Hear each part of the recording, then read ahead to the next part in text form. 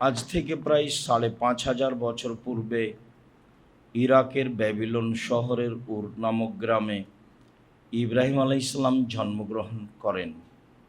তিনি যে কুরবানি করেছিলেন সে কুরবানি আমাদের কুরবানি। যদিও কুরবানি প্রথা আদম আলাইহিসসালাম থেকেই চালু রয়েছে। আদম আলাইহিসসালামের এক ছেলে এক মেয়ে একসাথে জন্ম নিত। আগের ছেলে পরের মেয়ে, পরের ছেলে আগের মেয়ে, এভাবে তিনি বিবাহ দিতেন। সময় আসলে তিনি তার নিয়ম অনুযায়ী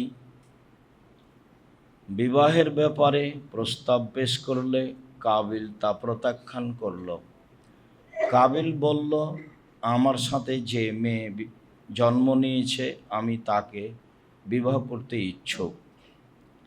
ইকলিমা দেখতে বেশি সুন্দরী ছিল লিওয়াজার চেয়ে। আদম আলাইহিসসালাম পরিস্থিতি দেখে বললেন, ঠিক আছে, তোমরা দুইজন আল্লাহর দরবারে কুরবানি পেশ করো। যার কুরবানি কবুল হবে সেই ইকলিমাকে বিবাহ করবে। পিতার পরামর্শ অনুযায়ী কাবিল যেহেতু জমি চাষ করত, মর্মে কিছু গম কুরবানি হিসেবে পেশ করল। হাবিল পশু পালন করত, মর্মে একটি দুম্বা কুরবানি হিসাবে পেশ করল। তখন কুরবানি কবুলের পদ্ধতি ছিল আকাশ থেকে আগুন এসে জ্বলে যাবে। হাবিলের দুম্বা পশুটি জ্বলে গেল, কাবিলের গমগুলি থেকে গেল। এতে কাবিল মান সম্মান রক্ষা করতে ক্ষিপ্ত হয়ে গেল। কাবিল বলল, হাবিল, আমি তোকে হত্যা করব। হাবিল বলল, তুমি হত্যা করো, আমি তোমাকে হত্যা করব না। আল্লাহ তাআলা বলেন, অতলু ইবনায় আদামা নাবা ইবনায় আদামা বিল হাক্কে। মুহাম্মদ সাল্লাল্লাহু আলাইহি সাল্লাম আপনি আদমের দুই ছেলের সত্য সংবাদ পড়ে দেখুন। ঈদ কাররাবা কুরবানান, যখন তারা দুই ভাই কুরবানি পেশ করেছিল। ফাতুকুব্বিলা মিন আহাদিহিমা ওয়ালাম ইউতাকাব্বাল মিনাল আখার, দুইজনের একজনের কুরবানি কবুল করা হয়েছিল, অপরজনের কুরবানি কবুল করা হয়নি। মর্মে কাবিল ক্ষিপ্ত হয়। সময়ের গতিতে কাবিল তার ভাই হাবিলকে হত্যা করে। হত্যা করার পরে দেখছে লাশ পড়ে আছে, কি করা যায়। চিন্তা ভাবনা করতে দেখলো দুইটি কাক আসলো, মারামারি করলো। একটা কাক মারা গেল। মরে যাওয়া কাকটিকে জীবিত কাকটি গর্ত খুঁড়ে মাটিতে পুঁতে দিল। কাবিল বুঝল হাবিলকে কি করতে হবে। গর্ত খুঁড়ে কাবিল হাবিলকে মাটিতে পুঁতে দিল। আমাদের নবী মুহাম্মদ সাল্লাল্লাহু আলাইহি সাল্লাম বলেন, সামাজিক অবস্থা এত জটিল হবে যে সত্যবাদী হবে মিথ্যাবাদী, আর মিথ্যাবাদী হবে সত্যবাদী। আত্মসাৎকারী হবে আমানতদার, আর আমানতদার ব্যক্তি হবে আত্মসাৎকারী। সমাজে সবাই আগাছা হয়ে যাবে, মারামারি বেড়ে যাবে। তখন সাহাবীগণ বললেন, তাহলে বলেন কি করতে হবে, আপনি বলেন। তখন রাসূল সাল্লাল্লাহু আলাইহি ওয়াসাল্লাম বললেন, বাড়িতে থেকো আর মুখখান বন্ধ রেখো। ঠিক আছে, বাড়িতে থাকবো। ওই সময়ও যদি সমাজের লোক বাড়িতে এসে মেরে যায় তাহলে কি করব? তখন রাসূল সাল্লাল্লাহু আলাইহি ওয়াসাল্লাম বললেন, তখন আদমের দুই ছেলের ভালোটার মতো হয়েও। পরিস্থিতি খুব জটিল হয়ে গেলে মোকাবেলা করতেই যায় না, কেননা সত্য তখন সত্য থাকবে না, সত্যই হবে মিথ্যা, আর মিথ্যাই হবে সত্য।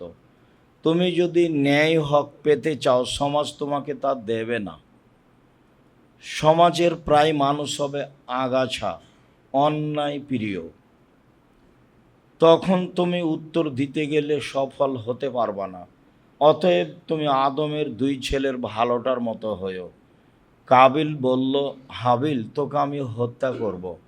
তখন হাবিল বলল, ঠিক আছে, তুমি হত্যা করো, আমি তোমাকে হত্যা করব না।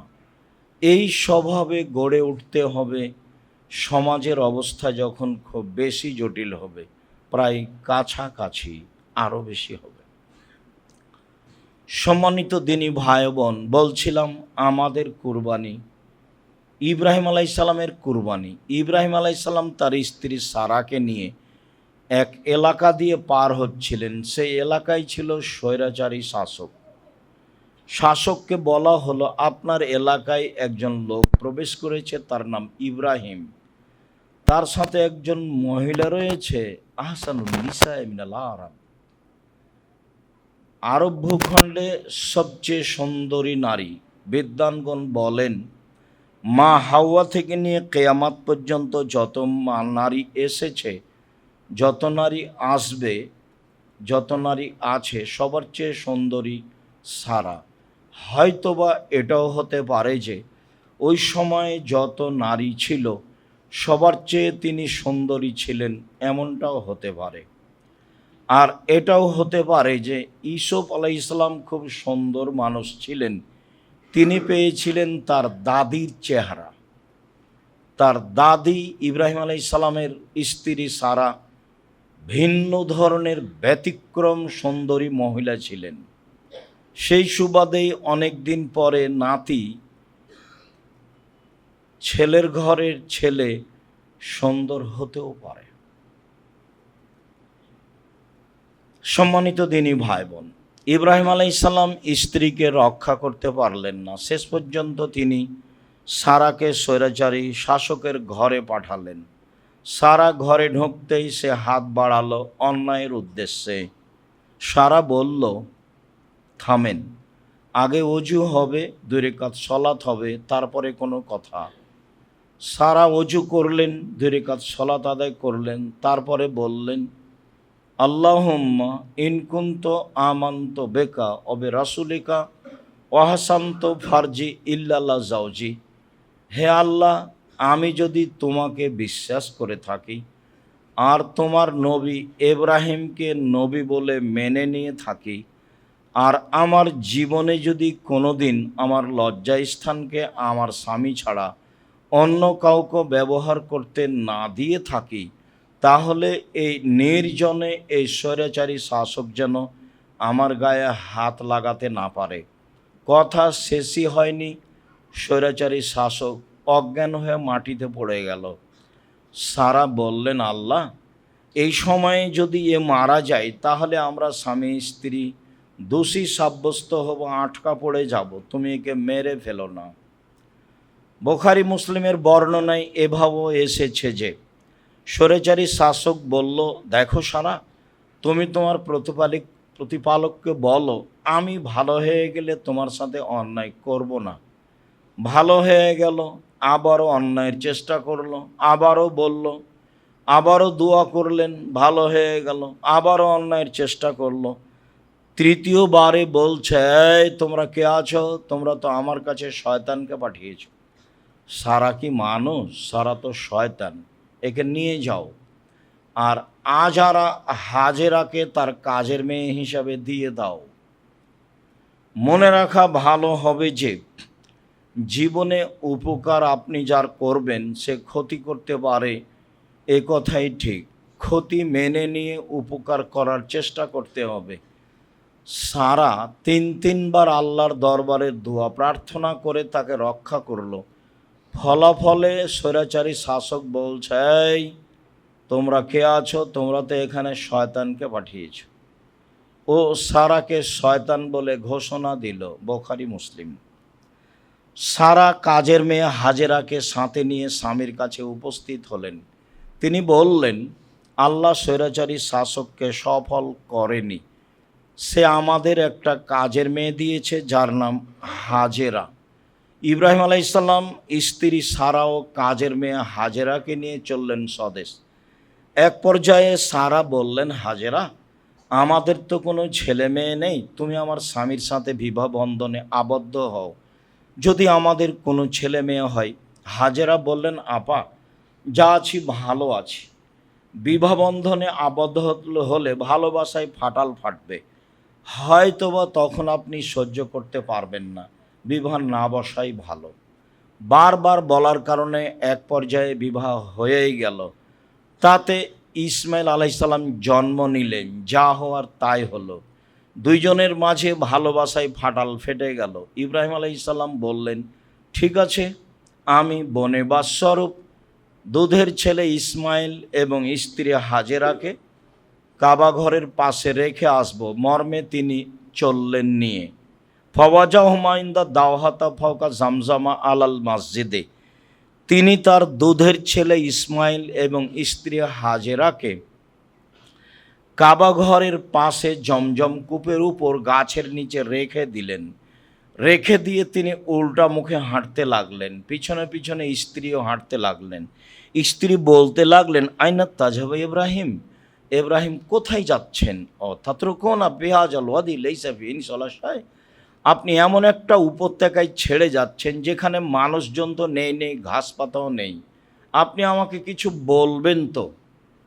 আপনি আমাকে কিছু না বলে এইভাবে চলে যাচ্ছেন। ওলাইয়াল তাফেদ এলাইহা, বারবার তিনি বলতে থাকলেন। ইব্রাহিম আলাইসাল্লাম তার কথার প্রতি ভ্রুক্ষেপ করলেন না, তাকিয়েও দেখলেন না। উপর থেকে এইভাবে আদেশ আছে। ইব্রাহিম আলাইসাল্লামের দুধের বাচ্চার ওপরে ভালোবাসা নেই এ কথা নয়। 90 বছর বয়সে সন্তান পেয়েছেন, তার অগাধ ভালোবাসা রয়েছে এ কথাই ঠিক। যে স্ত্রীর মাধ্যমে সন্তান পেয়েছে তাকে তিনি ভালোবাসেন না এ কথা ঠিক নয়, তিনি তাকে ভালোবাসেন এ কথাই ঠিক। কিন্তু উপর থেকে আদেশ হয়েছে, যা আদেশ হয়েছে সেটাই মেনে নিতে হবে। তখন স্ত্রী নিরুপায় হয়ে বলছেন, আতাজহাব বিইজনিল্লাহ, আপনি কি আল্লাহর অনুমতিতে চলে যাচ্ছেন? আল্লাহ কি আপনাকে এভাবে যেতে বলেছেন? তখন তিনি ওই দিকেই মুখ করে বললেন, নাম, হাঁ। হাঁ ছাড়া তিনি আর কিছু বলেননি। আস্তে আস্তে সানিয়া পাহাড়ের কাছে আসলেন। পাহাড়ের কাছে এসে তিনি আবার কেবলামুখী হলেন। কেবলামুখী হয়ে এবার হাত তুলে দোয়া করছেন, রব্বানা ইন্নি আসকান্ত মিন যুরিয়াতি বিওয়াদিন গায়রি দি দারিন ইনদা বাইতিকাল মুহাররম, হে আমার প্রতিপালক, আমি তোমার কাবা ঘরের পাশে আমার পরিবারের একটা অংশ রেখে দিলাম, যেখানে মানুষজন তো নেই, ঘাসপাতাও নেই, কিছুই নাই এ কথা বললেন। আবার কাবা ঘরের পাশে এ কথা বললেন, তখন কোনো ঘর নেই, পাথর, মরুভূমি আর মরুভূমি। স্ত্রী যা বললেন, মানুষ তো নেই, ঘাসপাতাও নেই। স্বামীও বলছেন, তুমি বলেছ বলেই আমার পরিবারের একটা অংশ তোমার কাবা ঘরের পাশে রেখে দিলাম, যেখানে মানুষ তো নেই, ঘাসপাতাও নেই। তখন তিনি বললেন, ঠিক আছে, তাহলে আল্লাহ আমাকে রক্ষা করবেন। ফিরে এসে ভাবছেন বাচ্চার কি হতে পারে, পানি তো শেষ। দেখি সাফা পাহাড় পাশে উঠে কোনো মানুষজন পথঘাট দেখা যায় কি না। উঠে দেখলেন না, কিছু দেখা যায় না, মরুভূমি আর মরুভূমি। নেমে তিনি মারোয়া পাহাড়ে গেলেন, উঠে দেখলেন কোনো কিছু দেখা যায় না। আবার সন্তানের তাড়নায় পানি পেতেই হবে। আবারও আসলেন সাফা পাহাড়ে, কোনো পথ হয় কি, একবার তো দেখে আসলাম। এইভাবে 7 বার ঘুরলেন, ফল হলো না। দেখি বাচ্চার অবস্থা কি, কাছাকাছি কে যেন বলল, কি চান? বললেন, পানি চাই।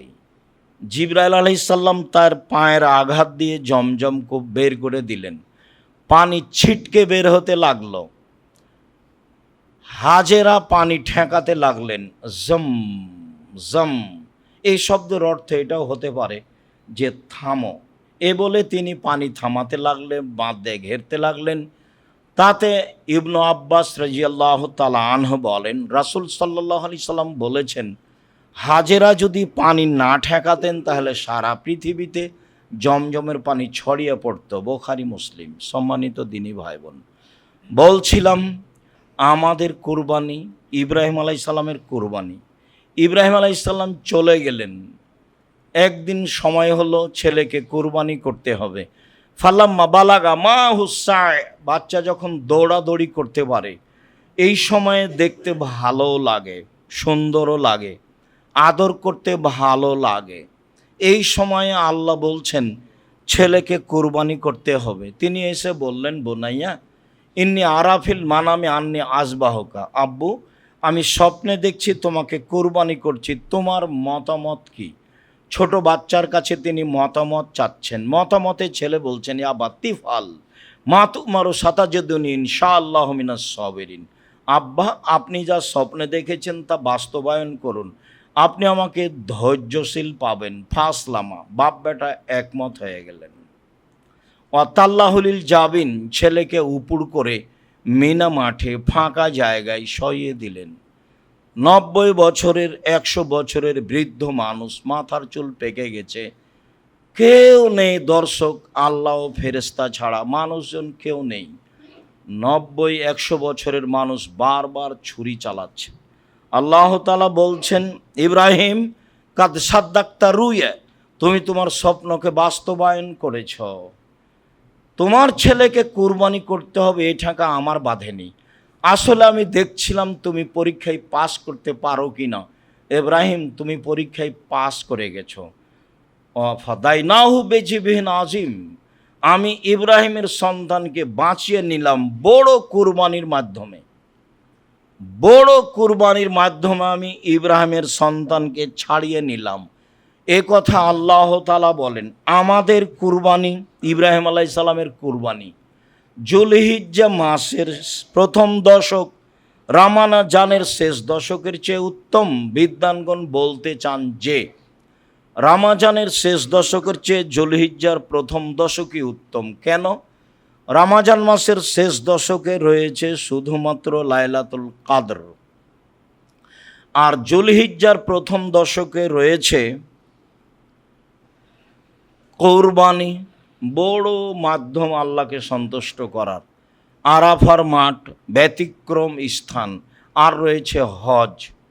সব মিলেই রাসূল সাল্লাল্লাহু আলাইহি সাল্লাম বললেন, মা মিনা ইয়ামিন আল আমালুস সালিহু আহাব্বু ইলাইয়া মিন হাযিহিল আইয়াম।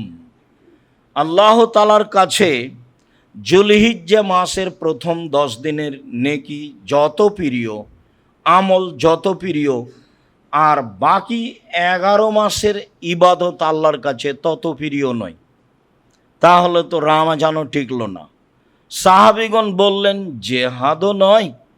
তো সাহাবীগণের এই উত্তর আল্লাহ রাসূল বলছেন, না জেহাদও নয়। জেহাদ করেও অত আল্লাহর সন্তুষ্টিপূর্ণ আমল করা যাবে না জুলহিজ্জার প্রথম দশকে যেভাবে যাবে।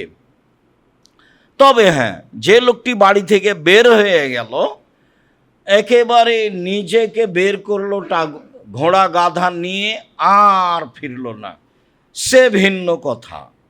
তাছাড়া জুলহিজ্জার প্রথম দশকের এবাদতই উত্তম বাকি 11 মাসের চেয়ে। কি করতে পারি আমরা করতে পারি, 1 কুরবানি বেশি করে, 2 1 থেকে 9 পর্যন্ত সিয়াম, 3 দান, 4 তাসবিহ, 5 ইস্তেগফার। প্রথম 10 দিনকে এই কাজের জন্য বাছাই করে নিতে হবে। তাসবিহ তাহলিল জিকির আজকার, দান খায়রাত, কুরবানি, ভালো প্রস্তুতি নিতে হবে।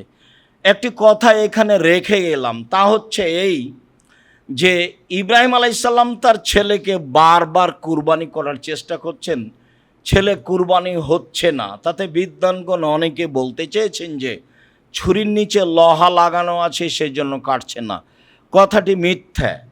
কেননা আল্লাহ তাআলা বলে দিয়েছেন ছুরিকে কাজ করতে হবে না, তাই ছুরি কাজ করে না। মানুষ না হয় নিমুখ হারাম আদম সন্তান, জড়বস্তু নিমুখ হারাম নয়। জড়বস্তু আল্লাহর কথা মানে। এই যে ইব্রাহিম আলাইহিস সালামকে আগুনে নিক্ষেপ করা হলো, আল্লাহ বললেন আগুন শীতল হও, এই যে হয়েছে। ইব্রাহিম আলাইহিস সালাম তো আগুনে জ্বলে গেলেন না, তো আল্লাহ বললেন ছুরিকে কেটো না, বাস কাটলো না। তা অনেক প্রমাণ আছে, বুখারী মুসলিমের হাদিস।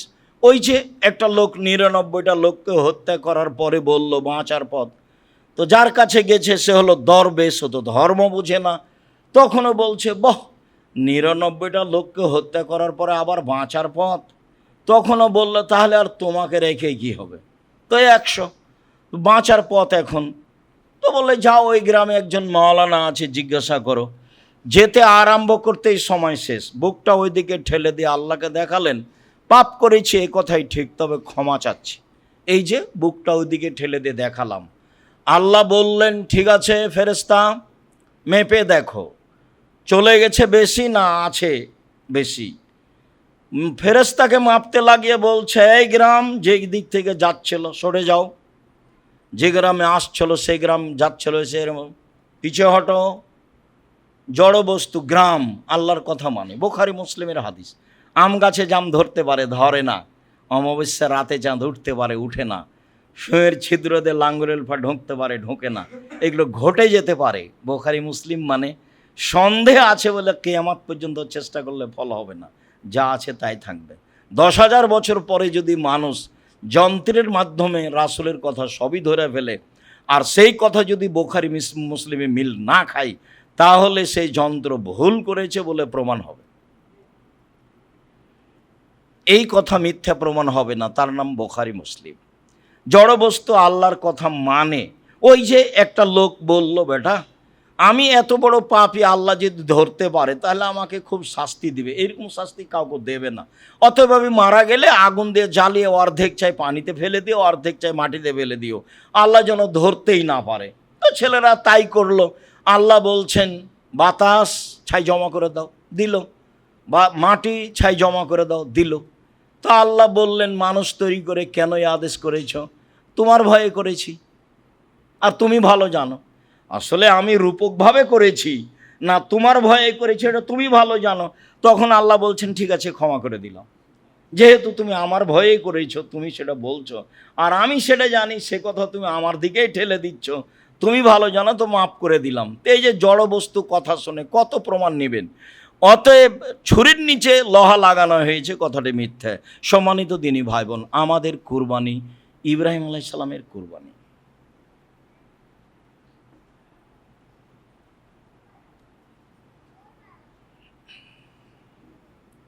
আলহামদুলিল্লাহ ওয়াহদা ওয়াসসালাতু ওয়াসসালামু আলা মাল্লা নবী বাদা। আবু হুরায়রা রাদিয়াল্লাহু তাআলা আনহু বলেন, রাসূল সাল্লাল্লাহু আলাইহি সাল্লাম বলেছেন, মান কানা লাহু সাওলা মিযাহি ফালা ইয়াকরাবান্না মুসাল্লানা। কারো যদি টাকা পয়সা থাকে, সে যদি কুরবানি না করে, তাহলে সে যেন আমার ঈদগাহের মাঠে না আসে। এর অর্থ এই নয় যে কুরবানি ফরজ। কুরবানি একটি সুন্নাতে মুআক্কাদা, গুরুত্বপূর্ণ সুন্নাত। করা ভালো, না করলে গুনাহগার হবে মানুষ, সে কথা নয়।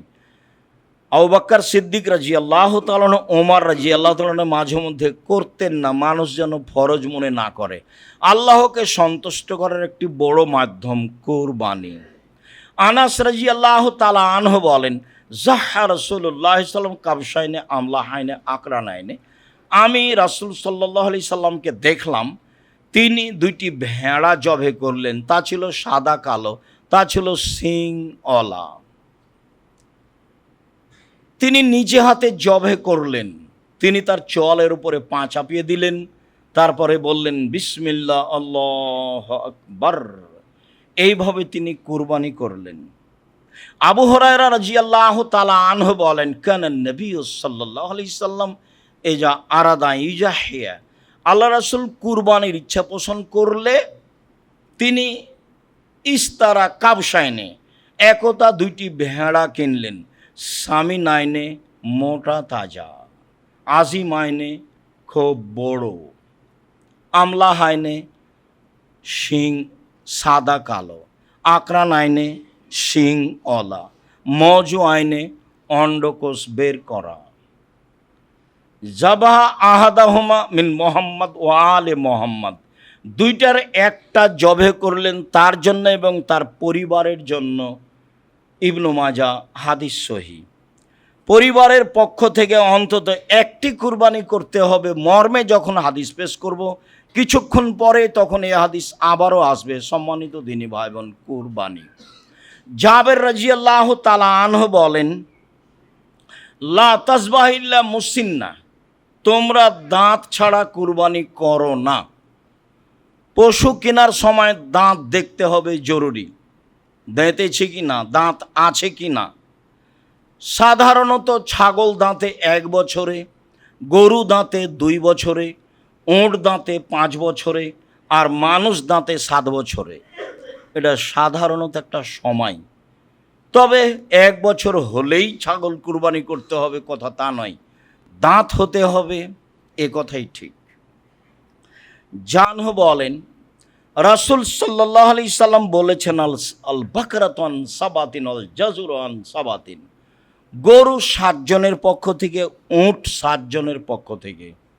আব্দুল্লাহ ইবনে আব্বাস রাদিয়াল্লাহু তাআলা আনহু বলেন, কুন্না মান নবী সাল্লাল্লাহু আলাইহি সাল্লাম ফি সাফারিন, আমরা একদা সফরে ছিলাম রাসূলের সাথে।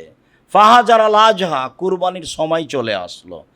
ইস্তারাকনা, আমরা অংশগ্রহণ করলাম, ফিল বাকারাতে সাবাতুন, গরুতে 7 জন, অফিল বাইরে আসারা, আর উঁটে 8 জন, 10 জন। সম্মানিত দিনী ভাই বোন, অত্র সহি হাদিসে বোঝা যায়, বুখারী মুসলিমের হাদিসে, যে ভাগে কুরবানি চলে। তো ভাগে কুরবানি চলে এর অর্থ কি এইটা যে 7 পরিবারের পক্ষ থেকে 7 জন আর 7 পরিবার এক নয়, 7 জন আর 7 পরিবার এক নয়, 7 জন আর 7 পরিবার এক নয়, 7টা পরিবারের পক্ষ থেকে একটা গরু কুরবানি করতে হবে। এমন হাদিস আমার এই লম্বা সময়ের তদন্তে বের করতে পারিনি। 97 সাল থেকে ফতোয়া তদন্ত করি, এই যাবৎ মাঠে আছি। এই লম্বা সময়ে আমার তদন্তে আমার সামনে বড় বড় বিদ্বানগণ বসে থাকেন, তাতে একটি গরুতে 7টি পরিবার অংশগ্রহণ করতে পারবে এমন হাদিস আমরা অবগত হতে পারিনি। সম্মানিত দিনী ভাই বোন, আর একটি কথা আপনাকে স্পষ্ট করতে চাই যে আহলে হাদিসের একজন শীর্ষস্থানীয় অনেক বড় মাওলানা ছিলেন। 1960 সালে তিনি মারা যান, মাওলানা আব্দুল্লাহিল কাফি আল কুরাইশি রাহিমাহুল্লাহ। তিনি ফতোয়া মাসাইল বইয়ে বলছেন, একটি গরুতে 7টি পরিবার অংশগ্রহণ করতে পারবে এমন হাদিস আমি আব্দুল্লাহিল কাফি আল কুরাইশি অবগত নই। ওই কথাটাই আমরা এই শতাব্দীতে জানাচ্ছি যে একটি গরুতে 7টি পরিবার অংশগ্রহণ করতে পারবে এমন হাদিস আমরা অবগত নই। ধমক দাপট ভিন্ন জিনিস, দলিল ভিন্ন জিনিস। 7 আর 7 পরিবার এক নয়। কত দাপটের মানুষ আছে, কে বলেছে ভাগে কুরবানি চলবে না বলে একটা কিছু বলছে সমাজকে। আপনি কুরবানি আল্লাহর সন্তুষ্টির জন্য করেন, কুরবানি দেখে করেন, দেখে কিনেন, আল্লাহকে সন্তুষ্ট করার জন্য করেন। যেসব মাধ্যম দিয়ে আল্লাহকে বড় সন্তুষ্ট করা যায় তার একটি বড় মাধ্যম হচ্ছে কুরবানি। অতএব আপনি কুরবানি নিজে করুন, দেখুন, তারপর জবে করবেন একটু পরে দেখুন। আলী রাদিয়াল্লাহু তাআলা আনহু বলেন, আমারানা রাসূলুল্লাহ সাল্লাল্লাহু আলাইহি ওয়াসাল্লাম নাস্তাসরিফ লাইনাল ওজনা, আল্লাহর নবী আমাদেরকে আদেশ করলেন আমরা চোখ দেখে নিব, কান দেখে নিব। পশু কেনার সময় চোখ ঠিক আছে কিনা, কান ঠিক আছে কিনা তা দেখতে হবে। বারা ইবনে আযিব রাদিয়াল্লাহু তাআলা আনহু বলেন, সুইলা রাসূলুল্লাহ সাল্লাল্লাহু আলাইহি ওয়াসাল্লাম জাহায়া, আল্লাহ রাসূলকে কুরবানি সম্পর্কে, সতর্কতা সম্পর্কে জিজ্ঞাসা করা হয়েছিল। তিনি বললেন 4টে জিনিস জরুরি। ওয়াশারা বিয়াদি, হাত দিয়ে ইশারা করে 4টার কথা বললেন। তাতে তিনি বললেন, জালোহাল বাইয়িনো,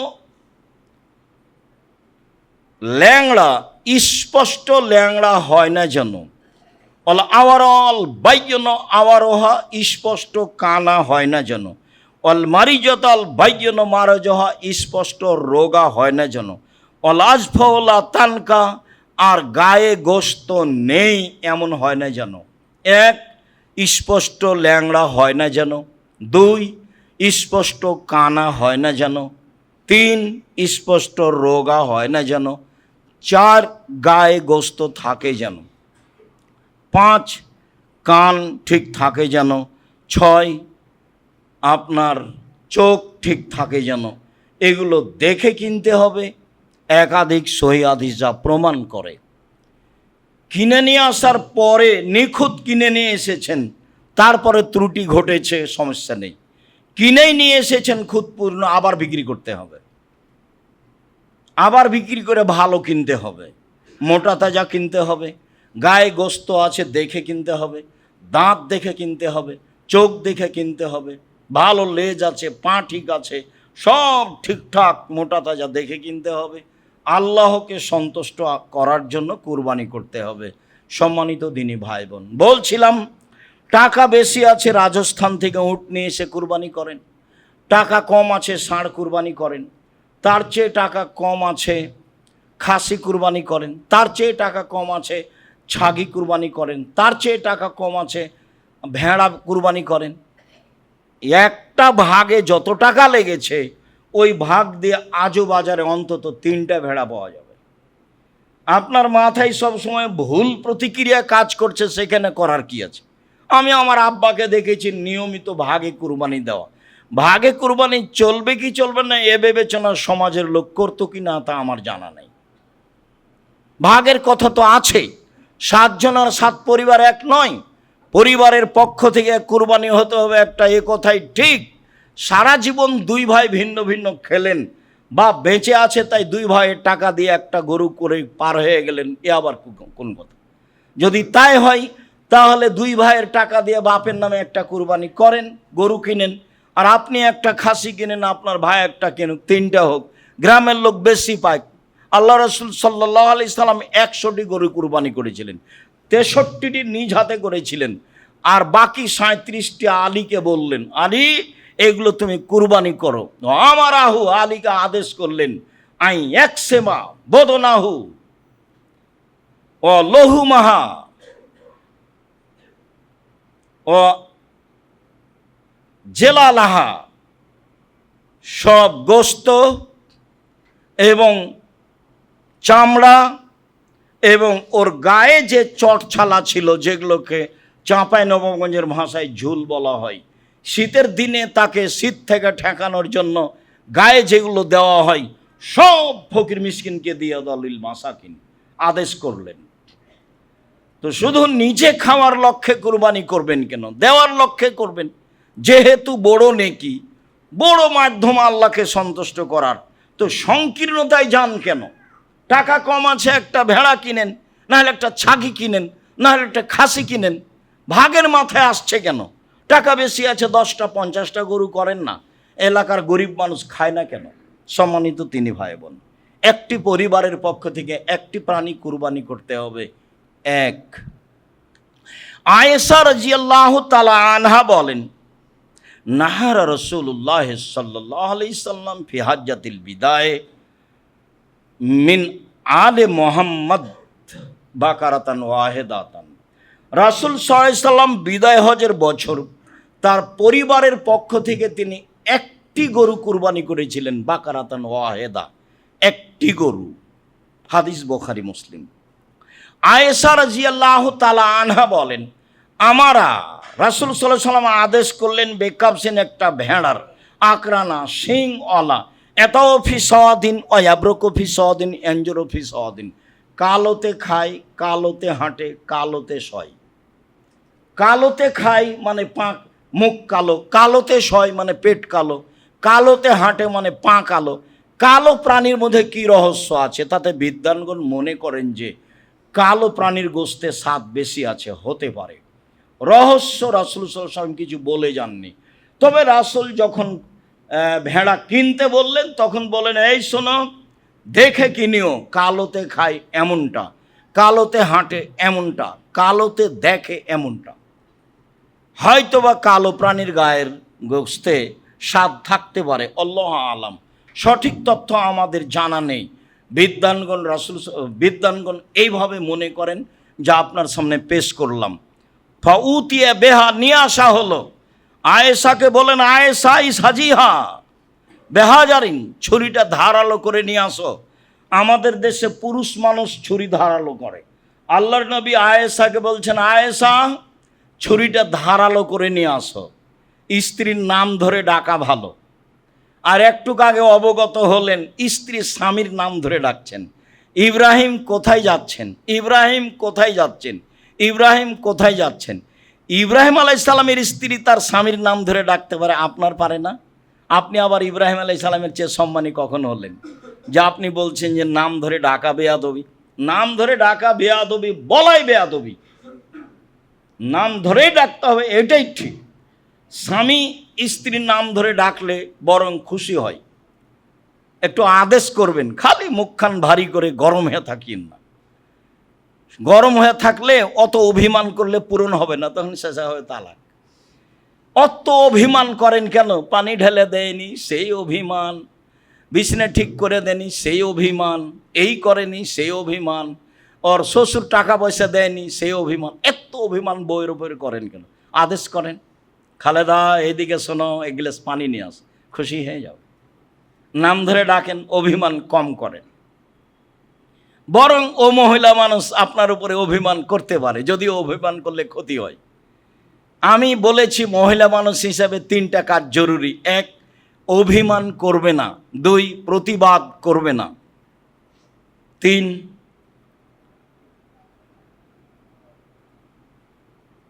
আর একটি, জোর করে কোনো কথার দাবি জানাবে না। হ্যাঁ, অভিযোগ পেশ করবে না। এই তা তোমার ভাই এমন, তোমার বোন এরকম, তোমার মা এরকম, তোমার বাপ এরকম, আমাকে এইভাবে বলে। অভিযোগ নেই, অভিমান নেই, প্রতিবাদ নেই, তাহলে স্ত্রী শান্তিতে স্বামীর বাড়িতে করে খেতে পারবে। অভিযোগ নেই, অভিমান নেই, আর প্রতিবাদ নেই। যা হচ্ছে হবে, চুপচাপ থাকতে হবে, সব গায়ে সহ্য করে নিতে হবে। যা বললো বললো, দেবরে বললো বললো, ভাসুরে বললো বললো, শ্বশুরে বলেছে বলেছে, গাও কেটে গেছে নাকি? আমাকে যখন গালি দেয়, কতদিন বললাম আপনাকে, তখন গালি দাও বন্ধ করলে আবার রিং দে বলি, ভাইজান আর কিছু গালি বাকি ছিল, থাকলে 7 মিনিটের নেন। তার গালি, তার বদনাম আমার কোনো প্রতিক্রিয়া করে না। হ্যাঁ, এরকম কোনো ভিতরে আমার সাথ জাগে না। আমার জীবনে আমি মানুষের প্রতিশোধ নিব না এবং বদনাম করব না, এটা আমার ত্যাগ ইনশাল্লাহ, যে কোনো মূল্যে। সম্মানিত দিনী ভাই বোন, বলছিলাম এইবার আয়েশা রাদিয়াল্লাহু তাআলা আনহা ছুরি ধারালো করে নিয়ে এসে দিলেন। আয়েশা বলছেন যে দেখলাম তিনি প্রাণীটা ফেলে দিলেন, চুয়ালের উপরে পা চাপালেন, তারপরে বলছেন আল্লাহুম্মা তাকাব্বাল মিন মুহাম্মদ ওয়া আলে মুহাম্মদ, হে আল্লাহ তুমি এটা কবুল করো মুহাম্মাদের পক্ষ থেকে, তার পরিবারের পক্ষ থেকে। বিসমিল্লাহ, আল্লাহু আকবার। আল্লাহর নামে আল্লাহ সবচেয়ে বড়, জবে করলেন।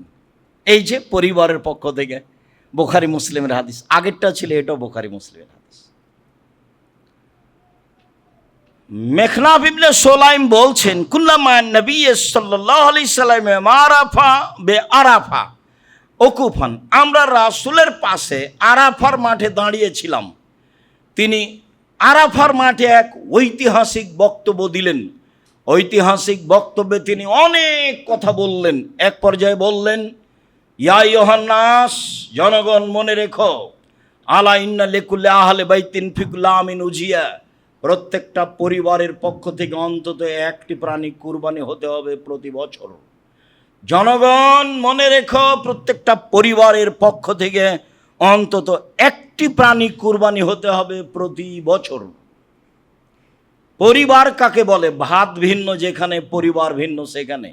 অ্যাকাউন্ট ভিন্ন আছে 2 ভাইয়ের, চাকরি করে ভিন্ন, আর কুরবানি তো বলছে 2 ভাই একসাথে। আপনি বুঝেন তো, আল্লাহ বুঝে না? সারা জীবন তো ইনকাম ভিন্ন ভিন্নই করলেন, অ্যাকাউন্ট তো ভিন্নই আছে। তো হ্যাঁ করেন, 2 ভাইয়ের টাকা দিয়ে বাপের নামে একটা গরু কিনেন না, 2 ভাইয়ের 2টা করেন, বেশি কুরবানি করেন, নেকি বেশি হবে। আল্লাহ রাসূল একাই 100টা করলেন, তা আপনি 5-7টা করেন, 10টা। ছোট মন কেন? বলে আরে তাহলে তো গরিব মানুষ বেশি গোস্ত নিবে, বাজারে বিক্রি করবে, করুক না, তাতে আপনার হিংসাটা কেন হচ্ছে? এইটা কেন? আতা ইবনে ইয়াসার বলছেন, আমি আবু আইয়ুব আনসারীকে বললাম, কাইফা কানাতি যাহায়া ফি আহাদি রাসূলিল্লাহ সাল্লাল্লাহু আলাইহি ওয়াসাল্লাম, ও আবু আইয়ুব আনসারী, বিশিষ্ট সাহাবী, রাসূলের যুগে কুরবানি কেমন ছিল? তিনি বলছেন, কানার রাজুলু ইউজাহি বিসাতান ওয়া আহলি বাইতিহি, রাসূলের যুগে পরিবারের মালিক তার পক্ষ থেকে এবং তার পরিবারের পক্ষ থেকে একটি ভেড়া কুরবানি করতেন। একল নইতে মুনা, খেতেন ও খাওয়াতেন, খেতেন ও খাওয়াতেন। এই যে 4-5টা হাদিস আপনার সামনে পেশ করলাম, পরিবারের পক্ষ থেকে অন্তত একটি প্রাণী কুরবানি করতে হবে। এইটা আপনাকে আবারও বলছি যে আপনি বৈধ পয়সা দিয়ে অন্তত পরিবারের পক্ষ থেকে একটি প্রাণী কোরবানি করেন। বেশি টাকা আছে উট করেন, তারপরে গরু করেন, না হয় খাসি করেন, না হয় ছাগি করেন, না হয় ভেড়া করেন। আকিকার সাথে কুরবানির কোনো সম্পর্ক নেই। আকিকার সাথে কুরবানির কোনো সম্পর্ক নেই। আকিকা হচ্ছে পিতার জিম্মেদারি, পিতাকে দিতেই হবে। জন্মের 7ম দিনে আকিকা দিতে হবে। 14 দিনে চলে না, 21 দিনে চলে না, জীবনে একদিন চলে না। মতামতে হাদিস একটাও ঠিক নয়। 7ম দিনেই আকিকা দিতে হবে, আপনি দিতে বাধ্য। কানা দেন, খোড়া দেন, ল্যাংড়া দেন, আধা মরা দেন, দেন। 500 টাকা দিয়ে কিনেন, 300 টাকা দিয়ে কিনেন, 5000 দিয়ে কিনেন, যেটা আপনার অনুকূলে হয়। ছেলের জন্য 2টা, মেয়ের জন্য একটা করেন। এটাও না হলে আপনি ছেলের জন্য একটা, মেয়ের জন্য একটা করেন। আপনি আকিকা দেন। আকিকার গোস্ত আপনার নিজস্ব গোস্ত, আপনি খাবেন না আরেকজনকে খাওয়াবেন, সেটা আপনার ব্যাপার। থাকলো কুরবানি, তখন আল্লাহ রসুল বলছেন যে ফাকুল ওয়াতিমুল বায়েসাল ফাকির, পৃথিবীর মানুষ কুরবানির গোস্ত তোমরা খাও এবং অসহায় দুস্থ গরিব মানুষকে খেতে দাও। আদেশ। কুরবানি নেকির কাজ, আদেশ পালন করতে হবে, নিজে খেতে হবে এবং ফকির মিসকিন অসুস্থ মানুষকে, অসহায় মানুষকে খাওয়াতে হবে। রাসূল সাল্লাল্লাহু আলাইহি সাল্লাম বললেন কুল ওয়াদ্দাখির ওয়াতিমুল বায়েসাল ফাকির, কুল ওয়াদ্দাখির ওয়াতিমু, পৃথিবীর মানুষ তোমরা কুরবানির গোস্ত খাও, জমা রাখো, দুস্থ গরিবদের খাওয়াও। কুরবানির গোস্ত ফ্রিজে রেখে লম্বা সময় খেতে পারেন। অসহায় মানুষ পাশে ছিল, তাকে দিলেন না, তারপরে ফ্রিজে রেখে দিলেন, তাহলে কি হলো? ভুল হয়েছে, এটা কৃপণতা হয়েছে, ঠিক হয়নি। হ্যাঁ, নেওয়ার যদি না থাকে, কেউ জমা রাখেন, সেটা ভিন্ন কথা, তবে দেওয়ার চেষ্টা করবেন। আল্লাহ রসুল আলীকে আদেশ করলেন, আলী, যে কয়েকটা গরু জবাই করা হলো তার 1 টুকরা নিয়ে রান্না করো, আর সব ফকির মিসকিনের মধ্যে বন্টন করে দাও। বেশি করে করেন, ফকির মিসকিনের মধ্যে বন্টন করে দিবেন। আব্দুর রাজ্জাক সাহেব ফকির নিয়ে যত বিক্রি করে, তাতে আপনার কি? বিক্রি করলো আপনার, হিন্দু যদি চাইতে আসে তবুও দিবেন। একটা কথা মনে রাখেন, বহুবার বলেছি, আবার আজকে বলছি, যখন কেউ চাইবে তখন দিয়ে দিন, হাতিতে চড়ে থাকলেও, যেটা আপনার অনুকূলে হয়। আপনি যখন নিজে দিতে যাবেন তখন সে যেন পরহেজগার মানুষ হয়। আতেমু তোয়ামকমা তোকা, তুমি পরহেজগার মানুষকে খেতে দাও। 10 টাকা দান করলে যেখানে শিরক নাই, বিদাত নাই, সেখানে দান করতে হবে। কাউকে খাওয়াতে চাইলে পরহেজগার মানুষকে খাওয়াতে হবে।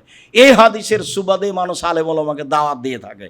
মানুষের ধারণা যে আলেম ওলামা ভালো মানুষ, কথা ঠিকই আছে, কারণ আল্লাহ রসুল বলছেন আল ওলামা ওয়ারাসাতুল আম্বিয়া, আলেম ওলামা নবীগণের উত্তরাধিকারী। ভালোই তো কথা, কথা তো সুন্দর।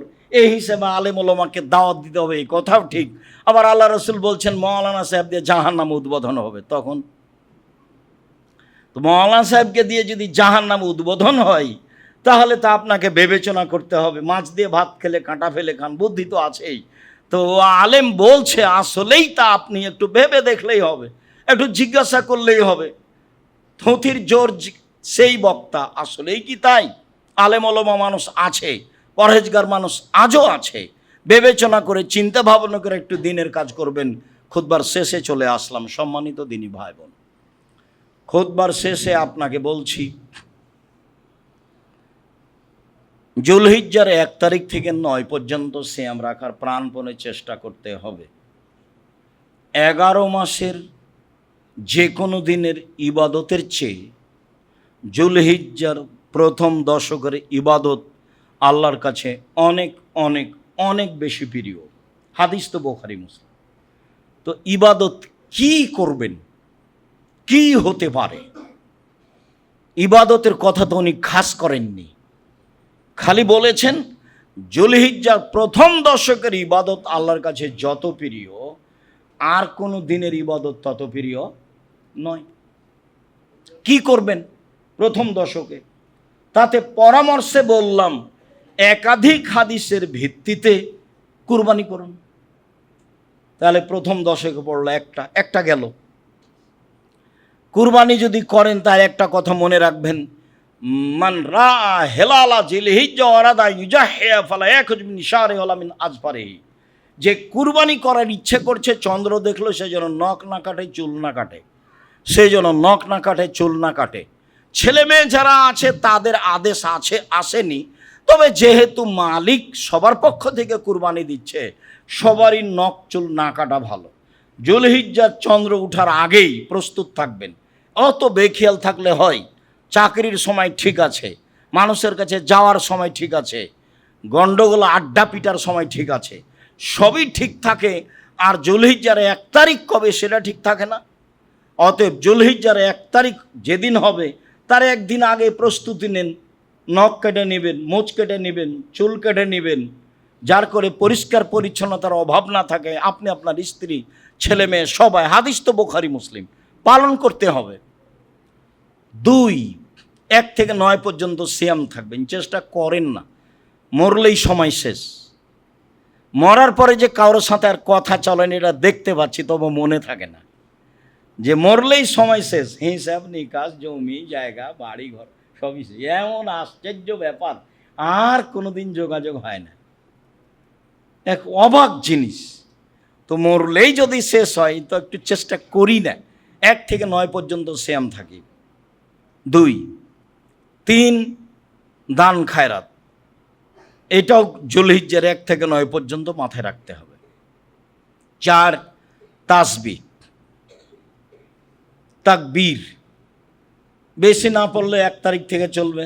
আল্লাহু আকবার, আল্লাহু আকবার, লা ইলাহা ইল্লাল্লাহ, আল্লাহু আকবার, আল্লাহু আকবার, ওয়ালিল্লাহিল হামদ, আল্লাহু আকবার কবীরা, আল্লাহু আকবার কবীরা, আল্লাহু আকবার কবীরা, আলহামদুলিল্লাহি কাসীরা, আলহামদুলিল্লাহি কাসীরা, আলহামদুলিল্লাহি কাসীরা, সুবহানাল্লাহি বুকরাতাম ওয়া আসীলা, সুবহানাল্লাহি বুকরাতাম ওয়া আসীলা, সুবহানাল্লাহি বুকরাতাম ওয়া আসীলা। এছাড়াও সুবহানাল্লাহি ওয়া বিহামদিহি, সুবহানাল্লাহ, যেভাবে আপনার তাসবিহ অনুকূলে আসে। কিছুই যদি মনে না থাকে, এটা তো থাকবে। আল্লাহু আকবার, আল্লাহু আকবার, লা ইলাহা ইল্লাল্লাহ, আল্লাহু আকবার, আল্লাহু আকবার, ওয়ালিল্লাহিল হামদ। একবারে জুলহিজ্জার 1 তারিখ থেকে চলবে 13 তারিখ পর্যন্ত, এক টানা। তাহলে তাসবিতে থাকেন, মানে তাকবীর। তারপরে ইস্তেগফার, একটু খাস করে সময় বের করেন না, আস্তাগফিরুল্লাহ ওয়া আতুবু ইলাইহি বলেন, আস্তাগফিরুল্লাহ আল্লাযী লা ইলাহা ইল্লা হুয়াল হাইয়ুল কাইয়ুম বলেন, সাইয়্যিদুল ইস্তেগফার বলেন, একটু কিছু বলেন। মুখখান খালি বন্ধ করে চুপটি করে থাকেন কেন? যখন ঝগড়া লাগছে তখন এমন বলে নিচ্ছেন, আর যখন আড্ডা পিটছেন তখন আর একজন পাশে আছে কি না বলছেন তার কোনো হিসাব নাই, একবারে বলে একাকার করে দিচ্ছেন। আর তাসবির সময়তে মুখখান চুপটি লেগে থাকে। লাগে কেন? থাকে কেন? আল্লাহ নবী বলছেন যে চাইলে আল্লাহ খুশি হয়, আর না চাইলে আল্লাহ বেজার হয়। তো এটার উত্তর কি? চাইলে আল্লাহ কি করেন? খুশি হন, না চাইলে আল্লাহ বেজার হন। তাহলে এটার উত্তর কি?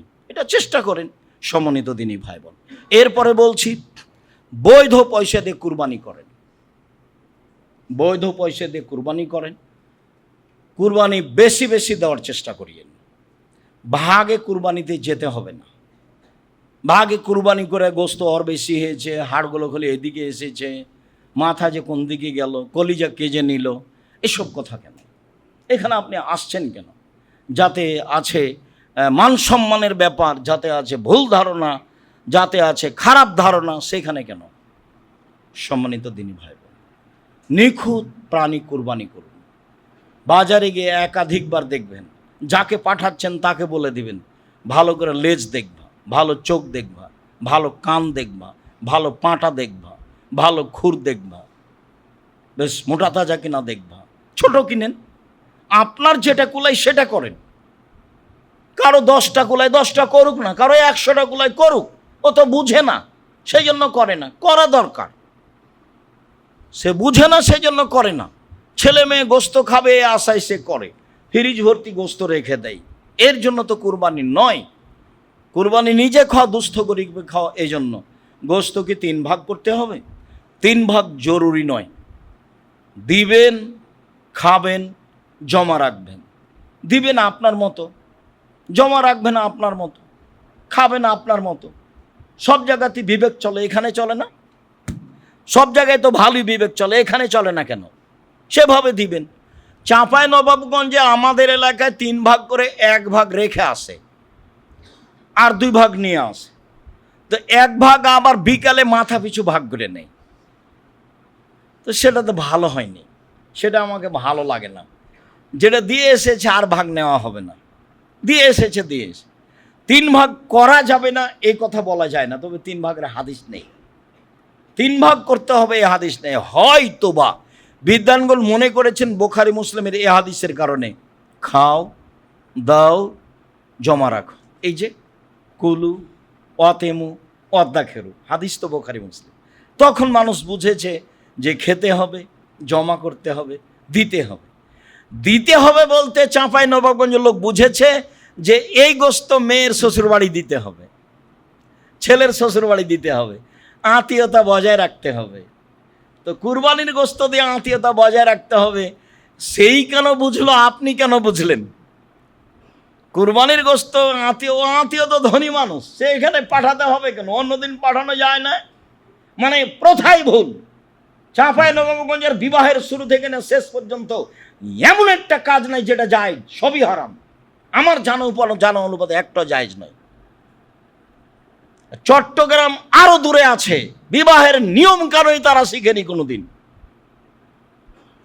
বাকিগুলোর খবর আমার জানা নাই। তবে উকিল বাপ হারাম, এটা আপনি মনে রাখবেন, হারাম, উকিল বাপ হারাম। উকিল বাপ আবার কিসের? বাপকে মেরে ফেলে উকিল বাপ করতে হবে, উকিল বাপ কেন এখানে? এক এক দেশে এক এক রকম, প্রথাই ভিন্ন। সম্মানিত দিনী ভাই বোন, কুরবানির গোস্ত দিয়ে আত্মীয়তা বজায় রাখতে হবে এই প্রথা ঠিক নয়। দেওয়া না যায় যে কথা আমি বলছি না, কিন্তু প্রথা না যায় যে কথা বলছি। আত্মীয় স্বজনকে দিতে হবে এরকম কথা আল্লাহ রাসূল বলেননি।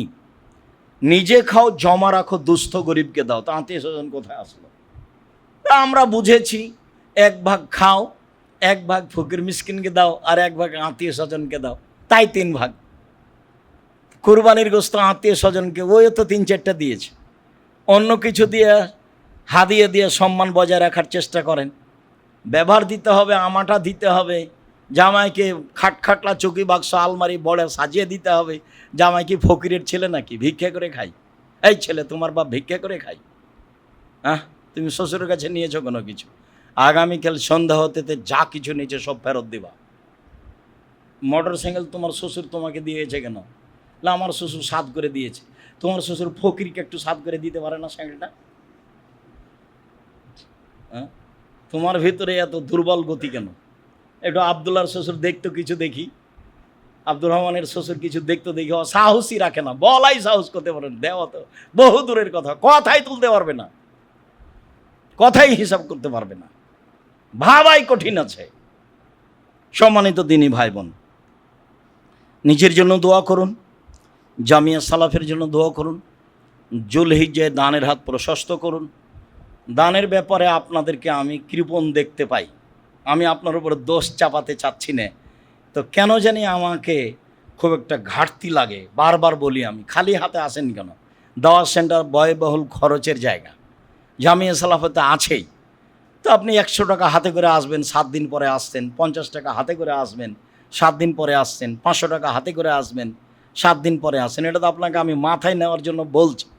জুমার দিন খালি হাতে আসবেন না, কোটাটা যেন আপনার খালি হাতে না যায়। আল ইয়াদুল উলিয়া খায়রুম মিন ইয়াদিস সুফলা, দেওয়া হাত ভালো নেওয়া হাতের চেয়ে। জরুরি মনে করে নেবেন জীবনে যে কিছু দিয়ে যেতে হবে, এটাই ঠিক, চাইলো সেই জন্য দেবে কথা নয়, দেয় একটা গুরুত্ব